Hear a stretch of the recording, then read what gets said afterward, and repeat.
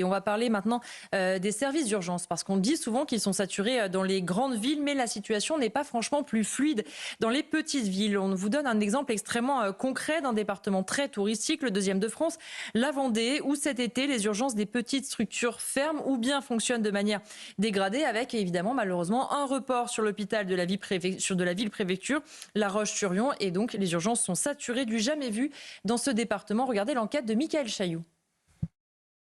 C'est la surprise du jour aux urgences de l'hôpital de Montaigu, fermé depuis le 12 juillet au soir. Alors que la réouverture était programmée pour ce lundi matin, c'est porte close, faute de médecins. On voit que ça se dégrade, toujours par un manque de médecins urgentistes. Et depuis l'année dernière, on a fermé donc, tous les week-ends de la période estivale. Et là, cette année, on a fermé un mois consécutivement. Et pour la population, c'est un service en moins où ils doivent se déplacer sur La Roche-sur-Yon, Cholet ou Nantes. Donc tout de suite, ça rajoute 30 minutes, 45 minutes de route. Direction le centre hospitalier départemental de La Roche-sur-Yon à 35 km. Le balai des ambulances est incessant comme celui de l'hélicoptère du SAMU. Urgence de Montaigu fermée, service dégradé à Fontenay-le-Comte et même au Sables d'Olonne, certaines nuits, il n'y a qu'un seul médecin urgentiste.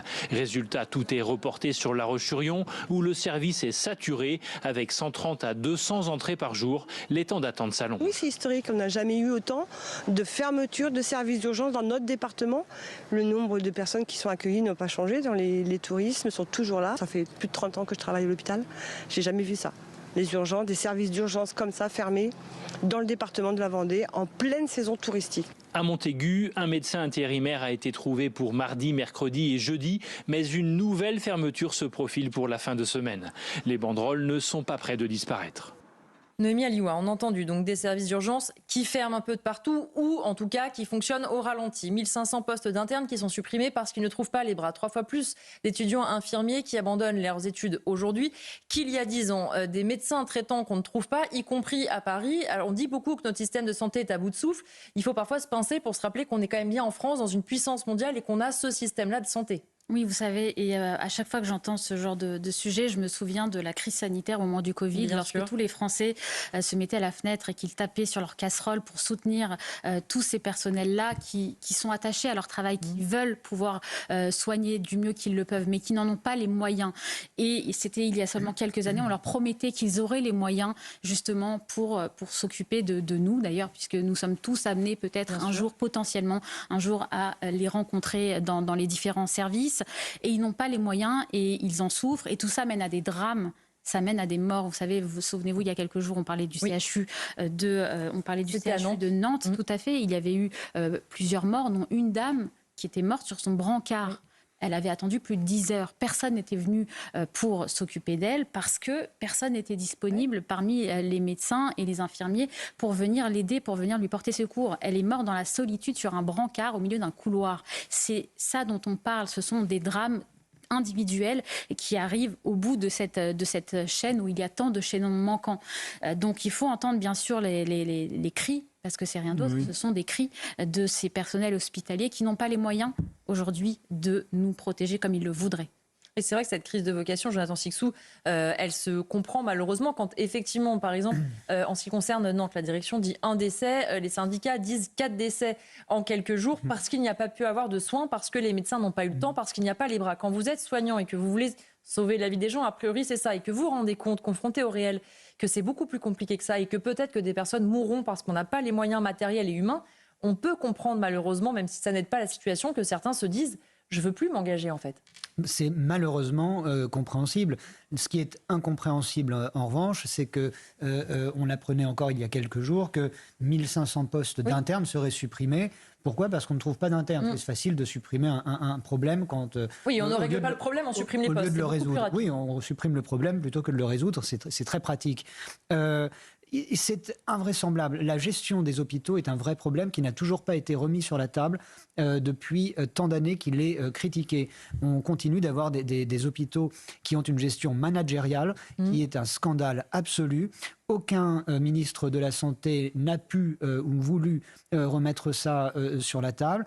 Le résultat, c'est quoi aussi? C'est que ce sont près de 30 000 lits d'hôpitaux qui ont fermé depuis la fin de l'année 2016, donc quasiment depuis le premier quinquennat d'Emmanuel Macron.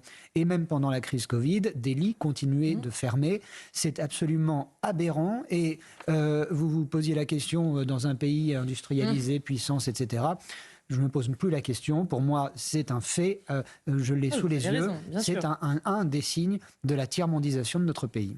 Amine Elbaï, la question de l'administratif, elle est extrêmement importante parce que on a beaucoup de médecins qui nous disent parfois, en réalité, alors il y a un manque de bras, personne ne va le nier, mais parfois il y a des bras qui sont mal utilisés parce qu'on a des médecins, des soignants qui, au lieu de passer du temps auprès du patient à faire du soin, sont en train de faire de la paperasse parce qu'ils n'ont pas le choix. Il faut que cette paperasse soit faite. Oui, en vous rappelant aussi que 70% du personnel des hôpitaux sont des administratifs. Et je crois en fait, pardonnez-moi de vous le dire, mais nous prenons le problème à l'envers.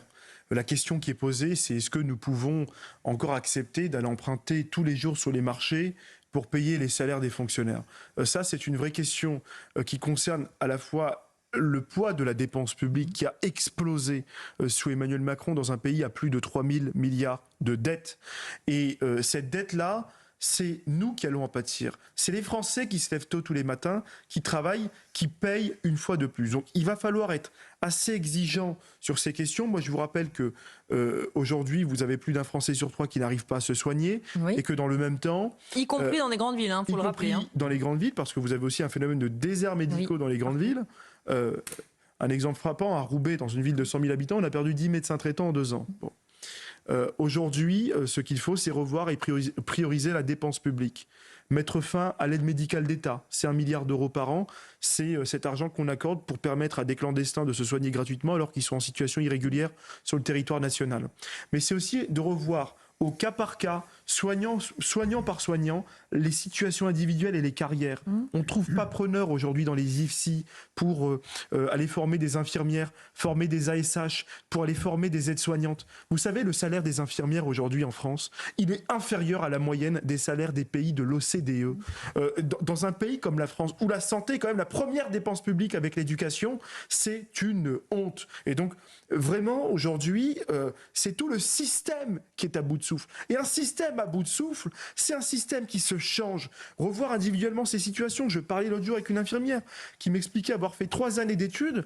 En plus de 3 années d'études, 1 année de spécialité, un diplôme universitaire en spécialité. Et d'ailleurs, on ne trouve tellement pas de soignants qu'on est en train de déléguer aux infirmiers les infirmiers IPA, infirmiers de pratique avancée, des actes médicaux. Parce qu'on ne trouve pas de soignants. Mais je veux dire, notre pays marche complètement sur la tête. On leur donne plus de responsabilités, plus de missions, mais aucun salaire qui va avec. C'est tout ce système qu'il faut revoir. Et un dernier mot à Maury Brelet, ce que disait Jonathan Sicsou sur le fait que les ministres de la Santé n'avaient rien changé. On se rappelle, je crois qu'il y a 2 ans, tous les ministres de la Santé, les anciens ministres de la Santé avaient signé une tribune dans Le Monde, je crois, où tous faisaient le même constat. Quand je suis arrivée, quand j'ai pris mes fonctions au ministère, les services d'urgence ne fonctionnaient pas. Alors c'est super, ils ont tous fait le même constat. Ils ont tous aussi un autre point commun, c'est que quand celui d'après est arrivé, il a dit la même chose. Oui, alors moi, ça fait 30 ans qu'on me répète qu'on a le meilleur système de santé au monde. Donc là, je ne comprends pas ce qui se passe. Non, la réalité, c'est que l'hôpital souffre moins d'un sous-financement qu'une désorganisation massive depuis 30 ans. Le système de santé français souffre d'une bureaucratie qui est un véritable cancer, pas d'ailleurs qu'à l'hôpital évidemment. C'est un système étatisé, socialisé, donc qui encourage l'irresponsabilité. Totalement. Moi, j'ai fait quelques années de médecine avant de faire du journalisme et j'ai fait des stages dans les services d'urgence. Je peux vous dire qu'il y a un grand nombre de personnes qui n'ont rien à faire là et qui devraient être traitées par des médecins traitants en ville. Donc là aussi, on paye... Encore faut-il les trouver. Encore faut-il les trouver. Et là, c'est très clairement, si les services ferment, c'est parce qu'il y a moins de médecins, pas assez de médecins, parce que pendant 15 ans, on a refusé notamment de rehausser le niveau du numerus clausus, c'est-à-dire le nombre de médecins qui passent en première année. Ça fait 15 ans qu'on a refusé de le faire. Alors, on a réformé, là, il y a quelques années sous Macron, mais le problème, c'est qu'il faut 7 à 10 ans pour former un médecin. Oui, ça sera efficace, nous dit-on, en 2030, voilà. en théorie. Donc, on paye en effet des décisions passées de gouvernements de droite et de gauche depuis à peu près 30 ans.